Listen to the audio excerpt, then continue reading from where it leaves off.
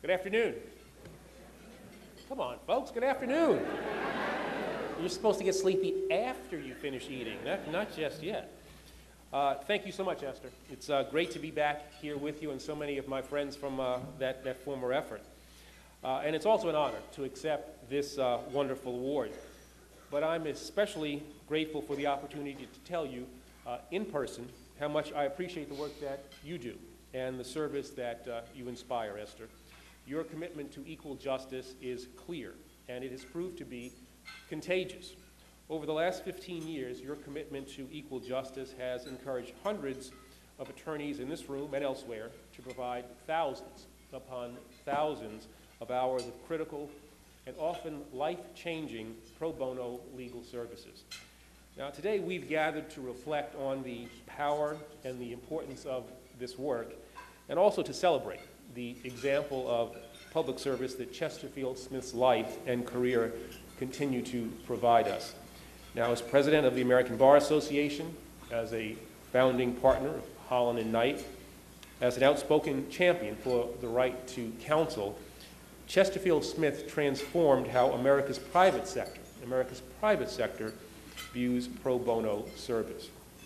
It wasn't so long ago that with many legal offices, the idea of providing our services free of charge was the exception. It was the exception and it was not the rule. But this conference and this crowd is proof that community service has become an essential part of our culture in our nation's premier law firms and leading corporations. And that's because of pioneers like Chesterfield Smith and Esther and many of the partners and CEOs gathered here today, including friends of mine from law firms and former clients. These leaders recognize, indeed you recognize, that providing access to justice is a professional as well as a moral obligation for all lawyers. Chesterfield Smith often argued that a lawyer's skills and training must be used not simply to make a living, but also to make a difference. Throughout his career, he seized every possible opportunity to remind his colleagues that justice is not just a special privilege of the rich. It must be the right of all. In 1974, in my first year of law school, Chesterfield Smith stood before a class of law students. You've heard this before, so you must have said this more than once. If you don't intend to work to improve the quality of justice, then I hope that you flunk your exams.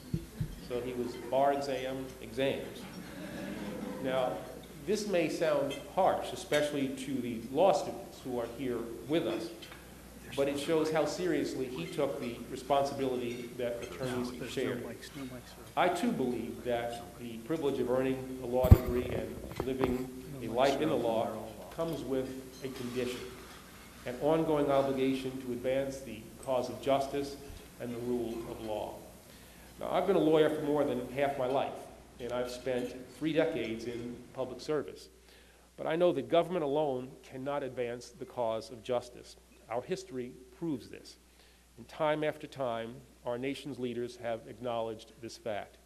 Now, most famously, perhaps, was in the summer of 1963, when President Kennedy gathered more than 200 of the nation's top lawyers at the White House and enlisted their help in the struggle to end segregation and to advance civil rights. In response, those lawyers launched the Lawyers Committee for Civil Rights Under Law. 36 years later, President Clinton borrowed this strategy in his battle against poverty and discrimination. In July of 1999, I was among the hundreds of lawyers that he summoned to the East Room at the White House. The President asked us to serve America's poorest communities in all of the ways that lawyers can, whether by advising inner-city businesses and entrepreneurs, or by representing the poor in our courts, or by mentoring young law students. And he told us, and I quote, "There is a limit to what we can do without you. We need the work that lawyers do. We need the ideas that lawyers get. We need the dreams that lawyers dream," unquote. President Clinton's call to action became Lawyers for One America, an initiative that I was asked to lead. Now, that experience confirmed for me when the power of our profession is harnessed and when it's focused, America's lawyers can truly drive progress and we can change the world. We can open new doors of opportunity, and we can also alter the course of history. Today, our challenge is to extend our nation's and our profession's tradition of public service for the call issued by President Kennedy and echoed by President Clinton, because it has not been fully heard. As a result, the work they asked us to do is not yet finished.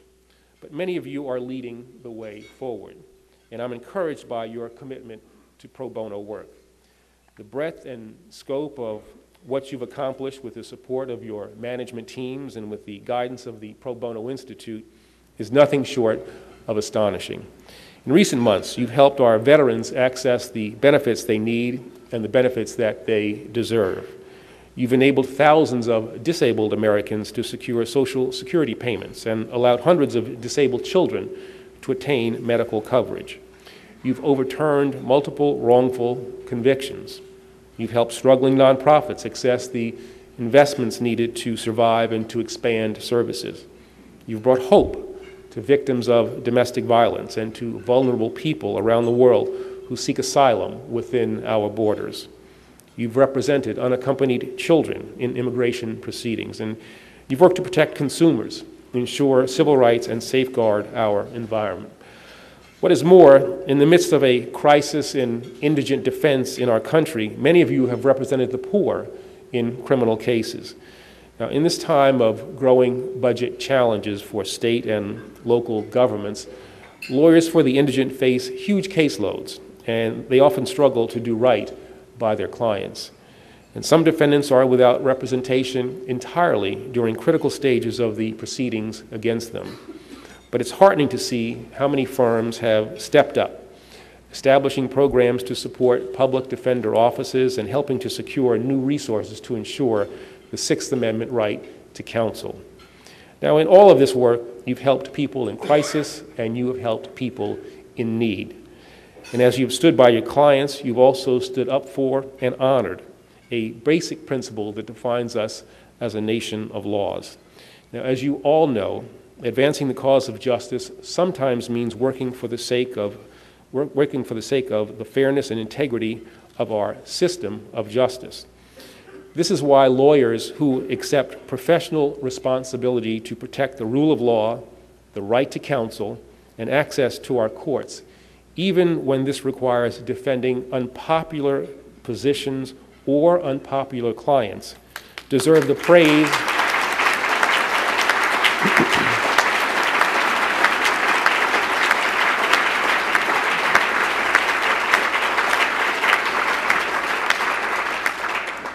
This deserves the praise and gratitude of all Americans. They also deserve respect. Those who reaffirm our nation's most essential and enduring values do not deserve to have their own values questioned.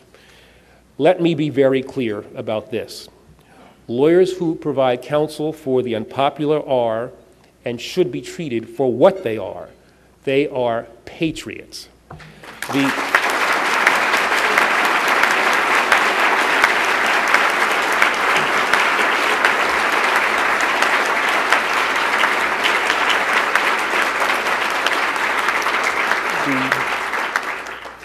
The principle of equal justice under law inspires this service, and it guides the work of today's Justice Department.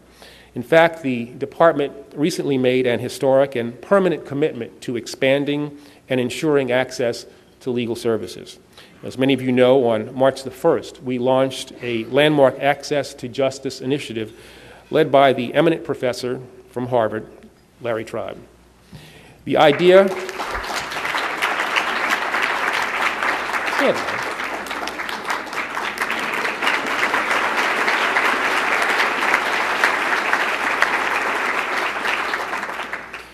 The idea for this office was simple. Just as you have pro bono initiatives at your firms and corporations, I wanted to be sure that in our house, too, there is a permanent effort to provide access to justice and to continuously enhance the fairness and the integrity of our legal systems. The initiative has hit the ground running with an ambitious agenda. I'm glad that Larry is here with us today, and I'm grateful for his service. Today, I'm also proud to announce that our legal orientation program will be expanding next month to the New York City area. The LOP is a great success story. It provides key funding to local nonprofit organizations that assist non-citizens in detention and helps to improve the efficiency of our legal system.